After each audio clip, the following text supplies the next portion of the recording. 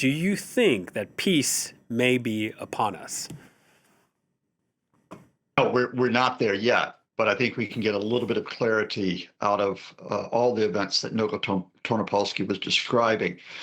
I think, first of all, you have a clarity on the Hamas side. Despite these reports of a division, the fundamental here is that the political leadership has made a calculated response. And the calculated response is, look, we're ready to negotiate on the basis of this 20-point. It's not as much a plan, it's a sketch. We're ready to negotiate on the basis of that. And that includes we're ready to negotiate on the basis of releasing all the 20 remaining hostages, all the 28 bodies that we hold. But that release takes place when we have an established ceasefire. It doesn't take place before you have that established ceasefire. And that established ceasefire has to be part of agreements across other areas. And I think there's two key areas where Hamas has staked out its ground. The first is they want clarity on the extent of the Israeli withdrawal. The sketch is very vague about that, in contrast to a plan that Benjamin Netanyahu rejected only a month ago, before his attack on the Hamas negotiators, which defined where the Israelis would go to, which is along the Gaza-Israel border and the Gaza-Egypt border. Secondly, Hamas is going to want clarity on the timing of any disarmament. They're not going to disarm before the other conditions, the Israeli withdrawal, the restoration of aid, the governance arrangements are established. Now, I think if you get those two key points established, then we may be on the way to get a lasting ceasefire. But this throws it back to Israel, where we do have the uncertainty. Yeah, and as I understand it, sorry to interrupt, Scott, but as I understand it, Hamas interested, considering disarmament in terms of giving up its offensive weapons, but maybe not its defensive weapons. And if we do take that possible division between Hamas's political and military wings into account, what could happen? Is there a chance that Hamas could turn in on itself, turn against itself, rather? No, honestly, I don't think so. I mean, I think the Israelis are playing up that possibility to buy some time, to be honest with you, because here's the issue in Israel, and that is that the Netanyahu government was surprised that Donald Trump so quickly welcomed the Hamas response. The Netanyahu's calculation when he went to that press conference with Donald Trump, where the sketch was announced, was that Hamas would reject. And then when Hamas rejects, he can continue and indeed expand the military operations to overrun Gaza City, to overrun the rest of the Strip, and to establish an Israeli occupation. Hamas called his bluff. And that put Netanyahu in the position of either he has to respond favorably and give up on the idea, which is favored by his hard right ministers, of this long-term occupation, or he has to snub Donald Trump and keep the war going. Neither one of those are good options. So his office has said overnight to Israeli outlets, we are reluctantly agreeing to negotiate. So that does mean, as Niko Tornopolsky said, there will be these negotiations in Egypt, possibly from tomorrow.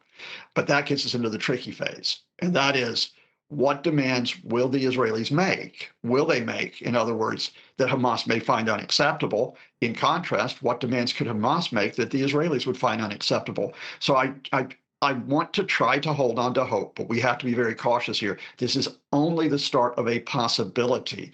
And if indeed it is Ron Dermer, who was Netanyahu's right-hand man, who leads the Israeli negotiating team, as Noko said, that is not a good sign. Dermer is very, very hard line.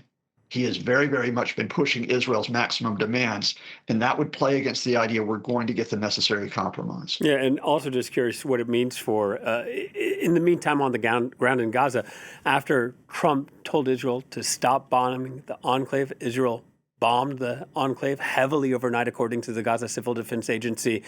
Today, the Israeli military is saying, no, we're now in a defensive position. But I think a lot of Palestinians in Gaza, they're concerned that Netanyahu would either change this peace plan to make it unacceptable or withdraw it altogether, and that the fighting will continue. Right, and I think that's a justifiable concern. Let me just make 2 points. The death toll since yesterday, the number of Gazans killed since yesterday is still more than 65. Since this morning, when we supposedly had, the Israelis going into defensive operations, there have been 20 Gazans who've been killed. So the operations may be reducing, but they haven't stopped yet. Secondly, when Netanyahu agreed overnight, okay, at least I'm going to go ahead and go into negotiations. I'm not going to reject Hamas's statement out of hand. Two ministers were not present in that meeting. They happened to be the far-right ministers, Mr. Smotrich, the finance minister, Mr. Ben-Gvir, the internal security minister. Those happen to be the two ministers who have said, we will not accept anything less than an unconditional Hamas surrender.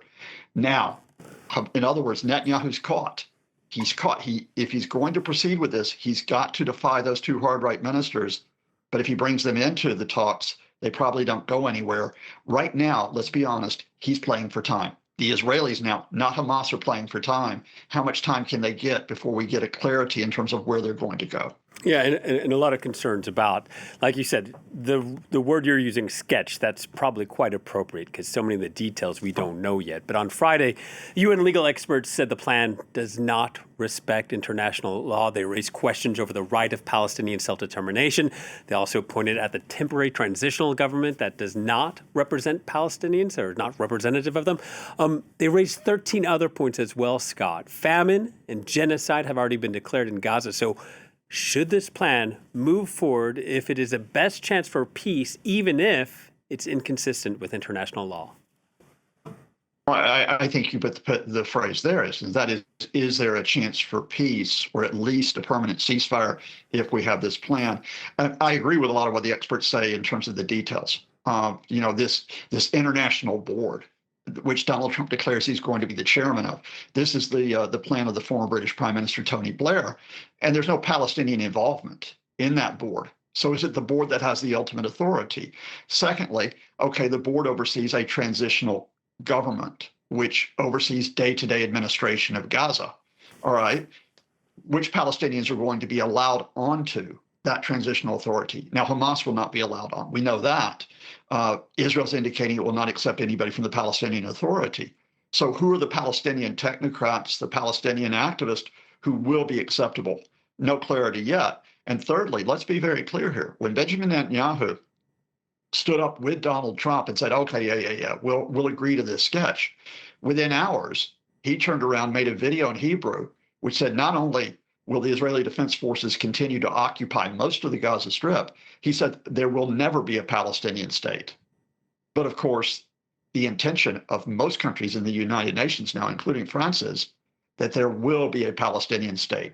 So we need much more detail on the day-to-day governance, the day-to-day security, and also whether we establish the principle of a two-state resolution of what has been such a costly and deadly mass killing inside Gaza. Yes, and in the meantime, of course, any new attack risks undermining this whole process altogether. Scott, thank you very much for your time. Professor Scott Lucas joining us from Birmingham.